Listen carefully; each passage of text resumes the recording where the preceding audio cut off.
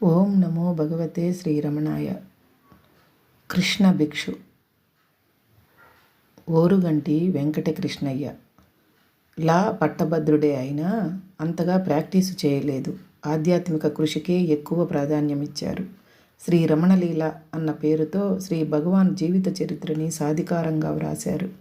రమణుల యోగ సూత్రములు అన్న పేరుతో మహర్షి బోధనలను గ్రంథస్థం చేశారు. కొంతకాలం శ్రీ అరవిందుల వైపు ఆకర్షింపబడ్డ ఆయన 1932లో శ్రీ రమణులే తన గురువని నిర్ధారించుకున్నారు. ఆయన అనుభవాలు ఆయన మాటల్లో. నేను మద్రాసులో లా చదువుతుండగా గణపతి మునిని కలుసుకున్నాను. ఈయనే ఇంత గొప్పవాడైతే ఈయన గురువు ఎంత గొప్పవారై ఉంటారో అనుకున్నాను. ఒక స్నేహితునితో కలిసి శ్రీ రమణాశ్రమానికి వెళ్ళాను. మేము వెళ్ళేటప్పటికి శ్రీ భగవాన్ భోజనం తరువాత చేతులు కడుక్కుంటున్నారు. మా వైపు ప్రేమాదరణలతో చూస్తూ, మీరు భోంచేశారా అని అడిగారు. మేము ఊళ్ళోనే భోజనం చేశామని చెప్పగానే, మీరిక్కడ భోజనం చేసి ఉండవచ్చే అన్నారు. అక్కడ గడిపిన 3 రోజుల అనుభవము నాపై గాఢమైన ముద్రని వేసింది. శ్రీ రమణులు మహాత్ములు అన్న భావం కలిగింది. నేను కాశీకు వెళ్ళి తిరిగి వచ్చాక 5 నెలలు పాండిచ్చేరిలో గడిపాను. నేనెక్కడికి వెళ్ళినా నేనేదో తప్పు చేస్తున్నానని ఎవరో ఒకరు అంటూనే ఉన్నారు. ఒక్క భగవాన్ నన్నేమీ అడగలేదు. నాలో ఏ తప్పుని పట్టలేదు. నిజానికి వారి అనుగ్రహానికి పాత్రుడనవటానికి నాకే యోగ్యత లేదు. కానీ శ్రీ భగవాన్ ఇవేమీ పట్టించుకోరు. వారికి కావాల్సింది నేను, నా మంచితనం కాదు. నేను మీ వాడిని అని చెప్పుకుంటే చాలు. ఆ పై పనంతా వారే చూసుకునేవారు. ఆ విషయంలో వారు అనన్యసములు. నాకెప్పుడు శ్రీ భగవాన్ మహనీయులే, పితృతుల్యులే. వారి పట్ల పరిపూర్ణమైన నమ్మకం ఉంచుకున్నాను. వారు మార్గం చూపేవారు, నేను అనుసరించేవాణ్ణి. నా యోగక్షేమాలు వారి చేతుల్లో ఉన్నాయనుకునేవాణ్ణి. వారిని మనసారా ప్రేమించాను. వారి చెంతనే జీవించాను. వారితో పాటే ఒకే గదిలో భోజనం చేసేవాణ్ణి. ఒకే గదిలో పడుకునేవాణ్ణి. వారితో కబుర్లు చెప్పేవాణ్ణి. చెలోక్తులు విసిరేవాణ్ణి. అన్ని వేళలా వారి ప్రేమ, శ్రద్ధ నన్ను బంధించేసేవి. ఇదేమీ గర్వంతో చెప్పుకొనటం లేదు. నాతో ఎట్లాగో ఇతరులతో కూడా అట్లాగే ఉండేవారు శ్రీరమణులు. ప్రతి వాళ్ళకి ఏదో ప్రత్యేకమైన విధంగా శ్రీ భగవాన్తో సంబంధం ఉండేది. ఎవరికి వారే మేం ప్రత్యేకం అనుకునేవాళ్ళు. అందరినీ ప్రేమించేవారు శ్రీ భగవాన్. కానీ ఒక్కొక్కరిని ఒక్కొక్క విధంగా ప్రేమించేవారు. తల్లి చాటు బిడ్డవలే భద్రతతో మహర్షి చెంత ఉండేవాణ్ణి. ఏ కష్టం వచ్చినా వారి వైపుకే తిరిగేవాణ్ణి. అతి తేలికగా వారు పరిష్కారం చేసేసేవారు. వారికి దూరంగా ఉన్నప్పుడు కూడా రమణ అంటూ వారి నామస్మరణ చేస్తే చాలు, వారి అభయహస్తం లభించినట్టు తెలిసేది నాకు. నా సమస్యలు అంటే బయటవి లోపలవి కూడా పటాపంచలయ్యేవి. ఆశ్రమానికి వెళ్ళినప్పుడల్లా ఎంత శ్రద్ధ చూపేవారు. నా పక్కకి ఏర్పాటు ఎక్కడ చేసుకున్నానో అని అడిగేవారు. దిండును ఎట్లా ఏర్పరచుకున్నానో అడిగేవారు. తల కింద చెక్క ముక్కల్ని పెట్టుకునేవాళ్ళం, వేసవి రాత్రులలో తల వేడెక్కిపోకుండా ఉండడానికి. నేను ఆశ్రమానికి వెళ్ళిన మొదటి రోజులలో నేను అంతకు పూర్వం చేసుకుంటుండే గాయత్రి జపాన్ని చేసుకుంటుండమని ప్రోత్సహించేవారు. కొన్నాళ్ళ తర్వాత ఈ మంత్రం అర్థం తెలుసుకొని ఆ అర్థాన్నే ధ్యానించాలా అని అడిగాను. ఆ మంత్రాన్ని జపించేదెవరో కనుక్కోమన్నారు. అంతే అన్నారు. వారు అతి సూక్ష్మంగా, మౌనంగా నన్ను ఆత్మవిచార మార్గం వైపు మళ్ళిస్తున్నారు. ఆగంతుకులను భగవాన్ ఎట్లా కలుసుకుంటారో, వాళ్ల పట్ల ఎట్లా వ్యవహరిస్తారో ఎవ్వరూ ఊహించలేకపోయేవారు. సమాజంలో ఉన్నతులు, ఉన్నత పదస్థులు వస్తే వారి వంక చూడనైనా చూచేవారు కారు. ఒక్కోసారి ఒక సామాన్య యాత్రికుని పట్ల కొన్ని గంటలో దినాలో శ్రద్ధ చూపేవారు. ఒకసారి ప్రణవానంద స్వామి ఆశ్రమానికి వచ్చారు. అలసిపోయి ఆశ్రమం మెట్ల మీద కూర్చుండిపోయారు. ఈ సంగతి తెలిసి శ్రీ భగవాన్ ప్రణవానందుల పాదాల చెంత కూర్చొని కాళ్ళని మర్దన ప్రారంభించారు. మీరింత దూరం నడవవలసి వచ్చింది తాత, మీ కాళ్ళు ఎంతో నొప్పి పెడుతుండాలి అన్నారు. ఆ వృద్ధస్వామి వారించబూనినా వ్యర్థమైంది. శ్రీ భగవాన్ తమ తోరణిలో తాము పాదాలు ఒత్తారు. ఆ వృద్ధుడు ఎంత పుణ్యం మూటగట్టుకుని ఉన్నాడో, లేకపోతే ఇటువంటి భాగ్యాన్ని నోచుకుంటాడా? భోజనం వేళల్లో తక్కువ ఆహారాన్ని వడ్డించుకునేవారు. ఆఖరి మెతుకు వరకు తిని విస్తరిని ఖాళీ చేసేవారు. మనమే విస్తరిని పూర్తిగా ఖాళీ చేసేస్తే కుక్కలు, పిల్లులు, కోతులు, ఎలుకలు, చీమలు ఏమీ లేక మాడిపోతాయి అన్నాను. దానికి భగవాన్, అంత కరుణే ఉంటే భోజనం చేసే ముందు ఆ జంతువులకి ఆహారం పెట్టి రావచ్చు కదా అన్నారు. శ్రీ భగవాన్ కరుణ, అక్కర మొక్కల పట్ల కూడా ఉండేది. ఒకసారి బాదం చెట్టుకి ఉన్న ఎండుటాకులను తీసివేయమని సర్వాధికారి పనివానికి చెప్పారు.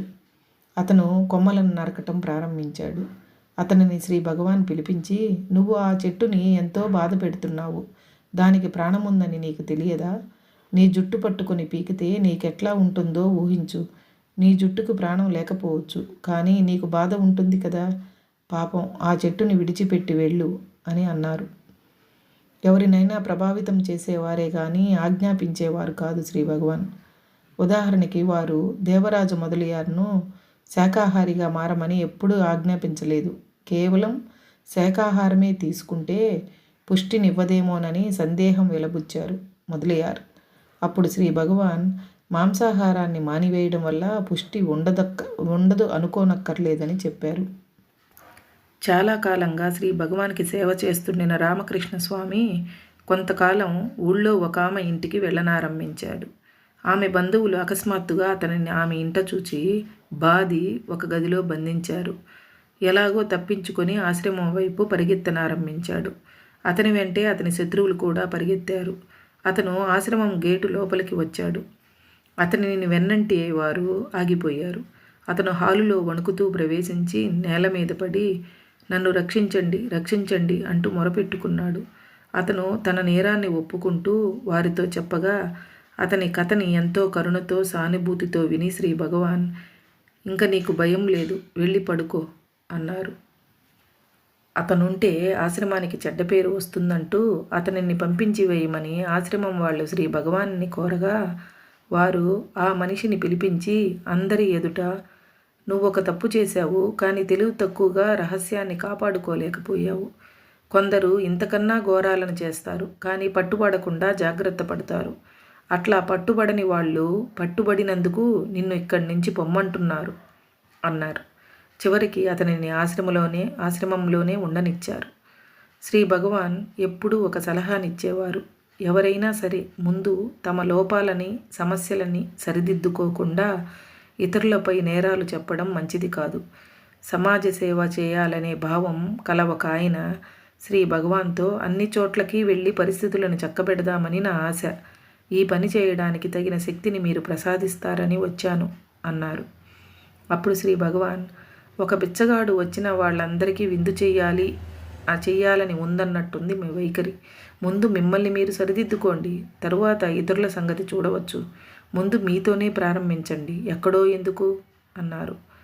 భక్తుల పట్ల శ్రీ భగవాన్ అక్కర ఎంతో చెప్పడం కష్టం.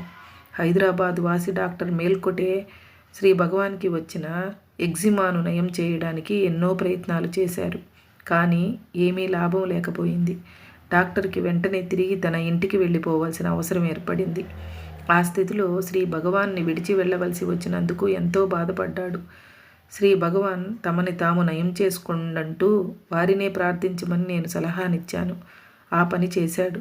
అప్పటి నుంచి జబ్బు తగ్గుముఖం పట్టింది. ఈ మహాద్భుతం వల్ల శ్రీ భగవాన్ని దుస్థితిలో ఉంచి వెళ్ళే పరిస్థితి తనకు తప్పినందుకు ఆయన కన్నీరు కార్చారు. శ్రీ భగవాన్ సముఖంలోకి రాకుండా గోలక్ష్మి ఒకరోజు కూడా గడపలేకపోయేది. ఒకనాడు హాలులో ప్రవేశించి నేరుగా శ్రీ భగవాన్ వద్దకు వెళ్ళి వారి భుజాల మీద తల ఆంచి ఏడవసాగింది. దాదాపు ఒక అరగంట సేపు శ్రీ భగవాన్ ఆ గోవును బుజ్జగించారు. అంత దుఃఖం ఎందుకమ్మా, నేను లేనా అంటూ చివరికి శాంతించింది. నెల్లూరు నుంచి ఆర్ రామకృష్ణయ్య అనే లాయరు ఒక ప్రశ్నల పట్టికను తీసుకొని ఆశ్రమానికి వచ్చారు. తన ప్రశ్నలకు గర్విస్తూ శ్రీ భగవాన్ కూడా వాటికి సమాధానాలు తేలికగా ఇవ్వలేరనుకున్నాడు. కానీ ఆశ్రమం హాల్లోకి వచ్చి శ్రీ భగవాన్ సన్నిధిలో కూర్చున్న తర్వాత అతని మనస్సు మొద్దుబారిపోయింది. ఒక్క ప్రశ్నను కూడా అడగలేకపోయాడు. ప్రొఫెసర్ సయ్యద్, అతని భార్య శ్రీ భగవాన్కి గొప్ప భక్తులు. వాళ్ళ ఆశ్రమం దగ్గర ఒక అద్దె ఇంట్లో ఉంటుండేవారు. ఒకనాడు సయ్యద్ సతీమణికి శ్రీ భగవాన్ని తమ ఇంటికి విందుకై ఆహ్వానించాలన్న గాఢమైన కోరిక కలిగింది. భర్తని ప్రోత్సహించింది అడగమని. కానీ అసాధారణమైన ఈ విషయాన్ని అడగటానికి ఆయనకు ధైర్యం చాలలేదు. ఆమె భర్తని ఒకటే పోరు పెట్టింది. ఇంకా ఆయనకి ఆమె కోరిక కంటే కూడా ఆమె అంటే భయం ఎక్కువైపోయింది. ఒకనాడు శ్రీ భగవాన్ కొండవైపు వెళ్తుంటే ఆ దంపతులు వారి దారిలో నిలబడ్డారు. అప్పుడు సయ్యద్ తన భార్య కోరికని శ్రీ భగవాన్కి విన్నవించారు. వారు విని నవ్వి కొండ మీదకి వెళ్ళిపోయారు. ఆ దంపతులు ఇంటికి తిరిగి వెళ్ళిన తర్వాత ఇంట్లో పెద్ద తుఫాను లేచింది. శ్రీ భగవాన్ని అడగవలసిన విధంగా అడగలేదంటూ భార్య భర్త మీద నేరం మోపింది.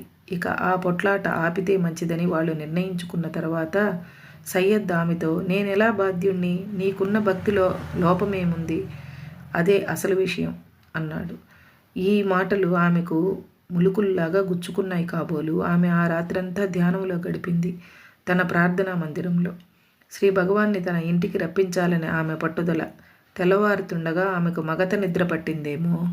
అప్పుడు శ్రీ భగవాన్ ఆమెకు కలలో దర్శనమిచ్చి, అంత పట్టుదల ఎందుకు నీకు? ఆశ్రమాన్ని విడిచి ఓ ఇంటికి నేను భోజనానికి ఎట్లా వస్తాను? నేనక్కడి వాళ్లతో భోజనం చేయకపోతే వాళ్ళెవ్వరూ భోజనం చెయ్యరు అన్నారు. ఆ కలలోనే 3 భక్తులు కనబడ్డారు. వాళ్ళకి భోజనం పెడితే తమకి పెట్టినట్టే అని శ్రీ భగవాన్ చెప్పారు. ఈ 3 హైదరాబాద్కు చెందిన కన్నడవారు. డాక్టర్ జిఎస్ మేల్కోటే, స్వామి ప్రబుద్ధానంద. నేను ఆంధ్రకి చెందిన బ్రహ్మచారిని. తన మనోదర్శనం వివరాలను ఆమె భర్తకు చెప్పగా ఆయన మమ్మల్ని 3 విందుకు ఆహ్వానించారు. శ్రీ భగవాన్ ప్రతినిధులుగా వెళ్ళగలగడం సంతోషదాయకమే మాకు. కానీ మేమంతా బ్రాహ్మణులం కావటం వల్ల ఆ విందుకు వెళ్తే ఆశ్రమంలోని బ్రాహ్మణులు ఏమంటారో అన్న జంకు పట్టుకుంది మాకు. డాక్టర్ మేల్కోటే దగ్గరకు వెళ్ళాను. ఆయన ఏ విషయం ఏమనుకుంటున్నారో తెలుసుకుందామని. నేనింకా ఆలోచిస్తూనే ఉన్నాను. వాళ్ళు ముస్లింలు. మనం వెళ్తే ఇక్కడ ఏవో చిక్కుల్లో పడతామేమో, మనల్ని ఆశ్రమం నుంచి పొమ్మంటారేమో కూడా అన్నాడు. నేను వెళ్దామనే అనుకుంటున్నాను. ఇది శ్రీ భగవాన్ ఆజ్ఞ. అది కాకపోతే మనల్ని ఎందుకు ఆహ్వానిస్తున్నామే? ఆమెకు మన ముఖాలు పేర్లు తెలుస్తాయా లేకపోతే అన్నాను. డాక్టర్ మేల్కోటే, మనం వెళ్దాం, ఏమైనా ప్రమాదం సంభవిస్తే శ్రీ భగవాన్ చూసుకుంటారు అన్నాడు. పైకి ఇట్లా ధైర్యంగా పలికినా లోపల జంకుతూనే ఉన్నారు డాక్టర్ మేల్కోటే. బ్రాహ్మణుల శుచి, ఆచార వ్యవహారాలు ముస్లింలకు ఎట్లా తెలుస్తాయి? ఎవరో ముస్లిం వనితకు కలిగిన కలని మనం ఎందుకు నమ్మాలి? శ్రీ భగవాన్ ఆజ్ఞ పాటిస్తున్నామని నిజంగానే అనగలమా? మనల్ని ఎవరు నమ్ముతారు? మర్నాడు భోజనం వేళకు గంట కొట్టారు. మేము 3 శ్రీ భగవాన్ సన్నిధికి వెళ్ళి తలదించుకుని నిలబడ్డాం. కారణమేమిటని వారు అడగలేదు.